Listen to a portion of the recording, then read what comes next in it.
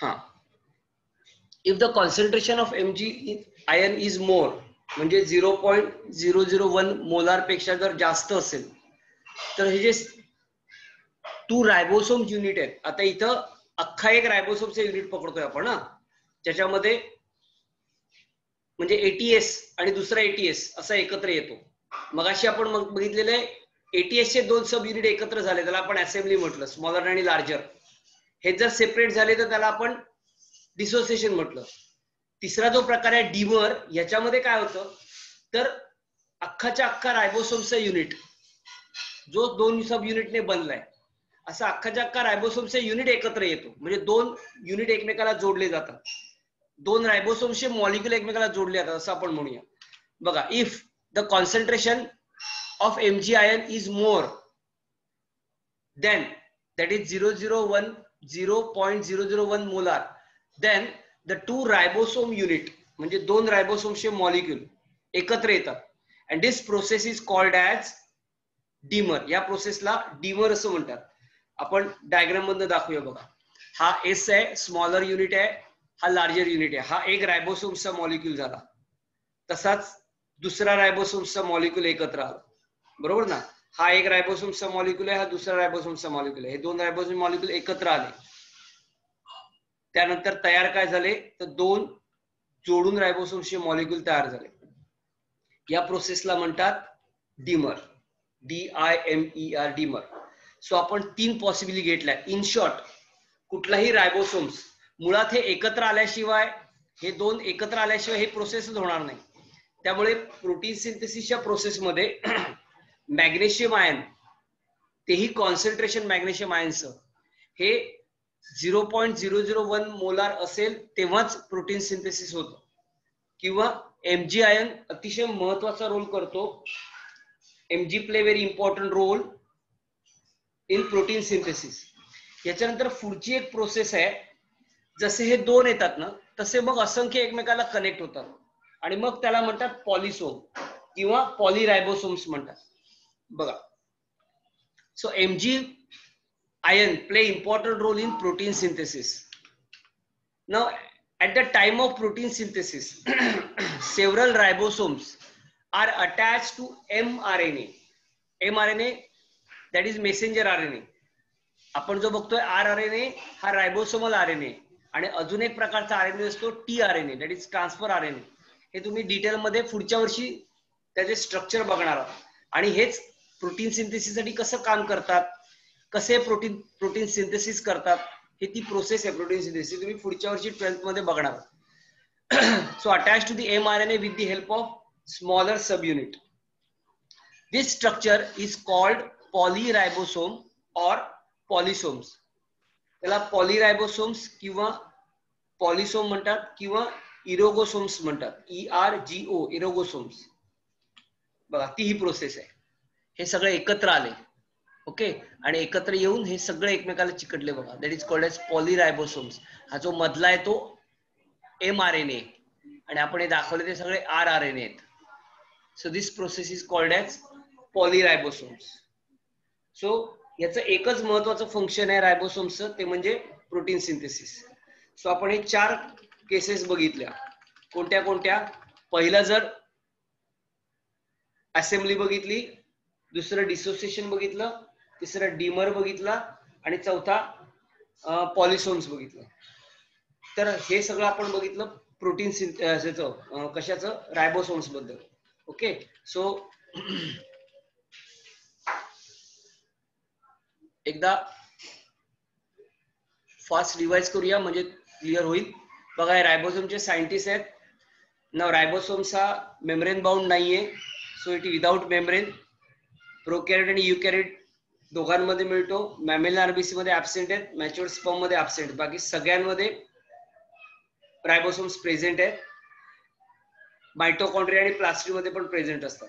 Okay, if it is present in mitochondria it is called as mitoribosomes. It is present in the plastid it is called as plastidoribosomes. Now ribosomes are found in cytoplasm as well as in the membrane. Cytoplasm मध्ये free असतात, त्याला free रायबोसोम्स म्हणतात, आणि मेम्ब्रेनला attach असतील specially nucleus किंवा ER. तुम्हाला आठवत असेल न्यूक्लियसच्या बाहेरच्या मेम्ब्रेनला दाखवलेला आपण किंवा ER ला दाखवला म्हणजे सिस्टरने दाखवला. सो त्याला बाउंड रायबोसोम्स म्हणतात. प्रत्येक रायबोसोम्स वेदर इट इज 70S और 80S दोन सब युनिटने बनलेला आहे. It is made up of 2 sub unit, larger and smaller sub unit. Larger subunits attached to the membrane with help of protein, that is very important, and the name of the protein is riboforin. So इकडे diagrammatic आपण ते riboforin दाखवला होता. So this is riboforin, whereas the smaller subunit is free. Then there are two types of ribosomes. One is ATS, which is found in eukaryotes. Eukaryotes contain ATS, okay, and ATS made up of two subunit. ATS ribosomes made up of 60S and 40S. 60S is larger, 40S is smaller. So this is about 68 and 40S. Now prokaryote ribosomes are 70S. It occurs in cytoplasm and associated with plasma membrane of prokaryotic cell, that is bacteria. Also 70S present in mitochondria and chloroplast. Now what do you mean by S? S is nothing but sedimentation coefficient or Swedberg unit. The S is nothing but, or it means that at what rate the protein, the ribosome settle down or sediments, that is called as S. Now 70S ribosomes again larger 50S and smaller 30S. Then ribosomes made up of ribonucleic acid and protein. Ribonucleic acid is rRNA. rRNA and protein. Now chemical composition of ribosome, it will be 70S ribosome contain 60% rRNA, 40% protein. हे लक्षात ठेवा, concentration हे विचारतात नीटला. rRNA मध्ये sorry 70S ribosomes मध्ये 60% RNA म्हणजे RNA is more and protein is less because it is 40%.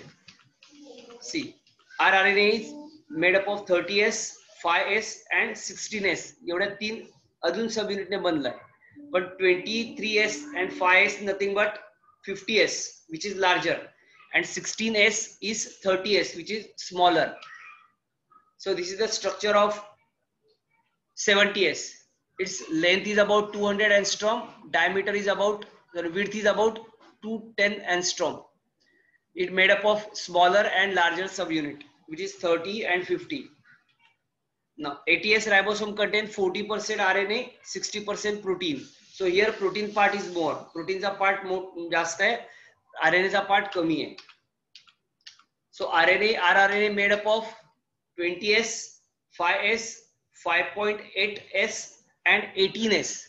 So 20S, 5S and 5.8S form 50S, 60S, which is a larger subunit, and 18S form 40S, which is a smaller subunit. So this is the ATS. ATS की length है 300 angstrom and width है 200 to 240 angstrom. Now, whether it is 70S or 80S, both the subunit means larger subunit and smaller subunit made up of following parts. Larger subunit made up of 3 parts: stalk, ridges and protuberance, whereas the smaller subunit of both 70 and 80S made up of platform, head, base and cleft. So this is cleft, this is platform, head part and base part. So हे दोन्ही एकत्र करून दाखवलेले हे diagram आहे. This is smaller one, this is larger one. Then function protein synthesis. Ribosome made up of subunit ATS and 70S. Both the subunits normally remain separate. Larger subunit is attached to the membrane while smaller subunit remain free in the cytoplasm. During protein synthesis, both the subunits bind, and for that Mg ion concentration हे फार महत्वाचं आहे, नीटला विचारतात हा, and the concentration is 0.001 molar is required.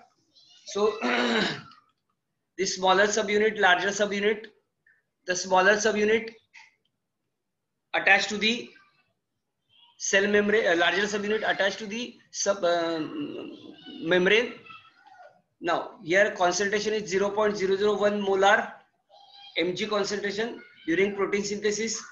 The दोघही एकत्र येतात, that is called as assembly. So smaller and larger subunit get fused to form. This process is called as assembly. Second one, if the concentration of Mg is less than 0.001 molar, then two subunits get separate. जे मगाशी fuse झालेले होते. So this process is called as dissociation. First one is association, second one is dissociation. Third one, entire ribosome unit, 2 units, entire 2 ribosome unit, they get fused. Okay, and this process is called as dimer. So if the if the concentration of MgIN is more than 0.001 molar, जास्त असेल तर, so this is example, this is dimer. Now, so Mg play important role in protein synthesis, and the third matter is called as polysome, or it is also called as polyribosomes.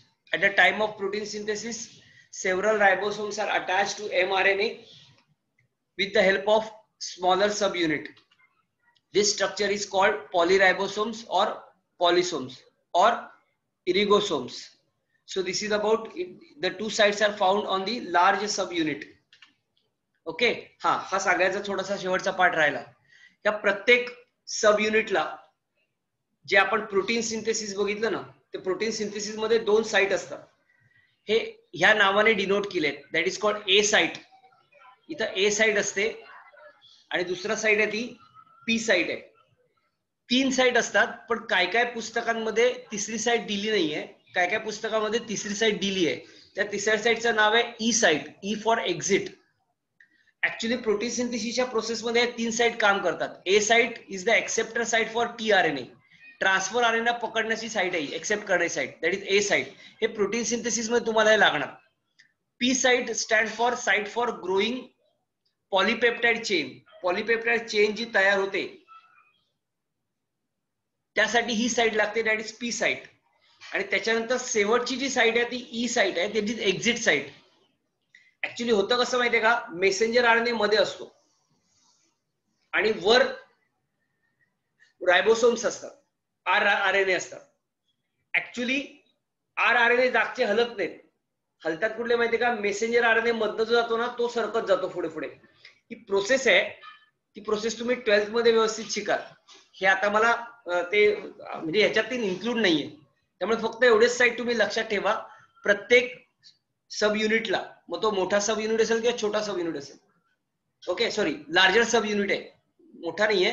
Larger सब युनिटला हे 2 site असतात. Larger sub unit, स्मॉलरला नाही, लार्जरला 2 site कोणत्या, ए site, P site आणि E site. E site इकडे दिली नाहीये किंवा मी पण इकडे लिहिली नाहीये. काही पुस्तकामध्ये ई साइट आहे, काही ठिकाणी मेन्शन केली आहे, काही ठिकाणी मेन्शन केली नाहीये. तर ई साइट म्हणजे एक्झिट साइट आहे.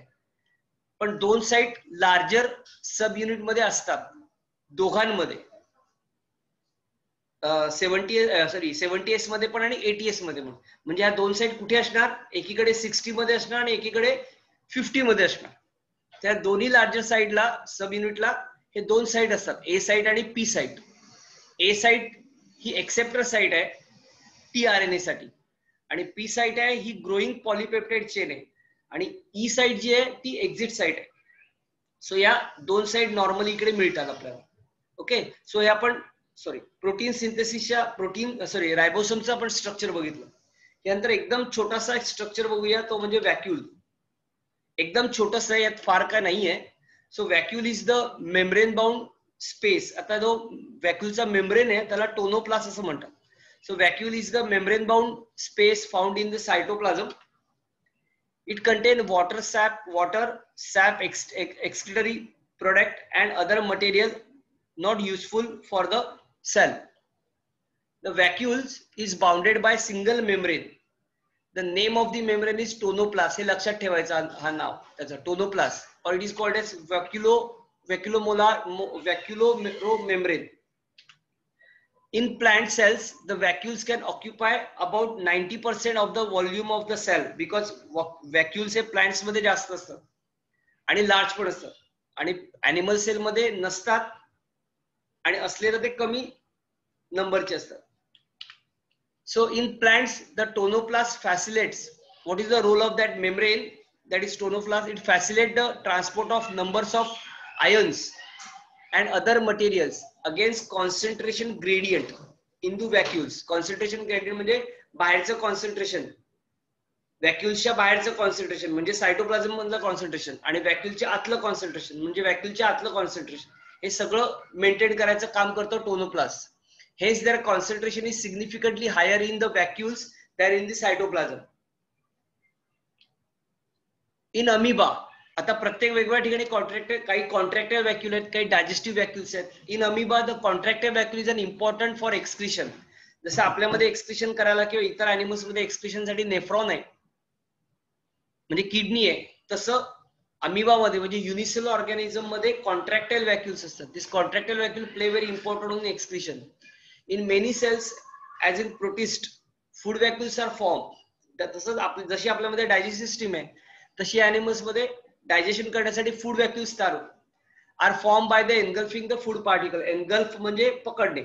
Okay, now so this is the structure of vacuole. हा बाहेरचा दाखवलेला पार्ट आहे, that is called tonoplast.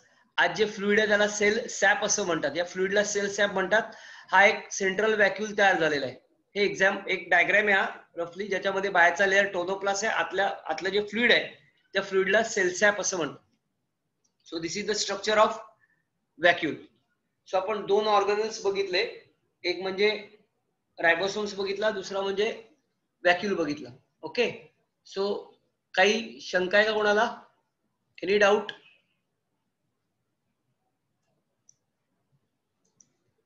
Any doubt? काय शंका आहे? Everything is clear?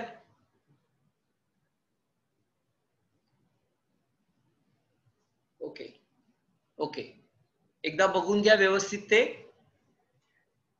आता उद्याच्या आता मेजर त्यातलं दोन आता ऑर्गॅनल्स राहिलेत. एक म्हणजे मायटोकॉन्ड्रिया आहे.